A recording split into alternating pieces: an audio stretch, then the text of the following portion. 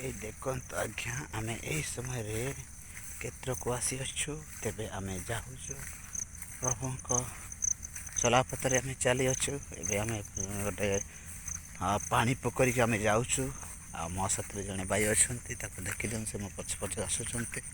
ତାଙ୍କୁ ମଧ୍ୟ ମୁଁ ଧନ୍ୟବାଦ ଦିଏ, କାହିଁକିନା ଆମେ ପ୍ରଭୁଙ୍କ ନିମନ୍ତେ ଆମେ ସେବା କାର୍ଯ୍ୟ କରୁଛୁ। ତେବେ ଆମକୁ ଆଶୀର୍ବାଦ କରନ୍ତୁ। ଆମେ ଏହି ସ୍ଥାନରେ ପ୍ରଭୁଙ୍କ ନିମନ୍ତେ ଆମେ ସ୍ଥାନକୁ ଉପସ୍ଥିତ ଅଛୁ।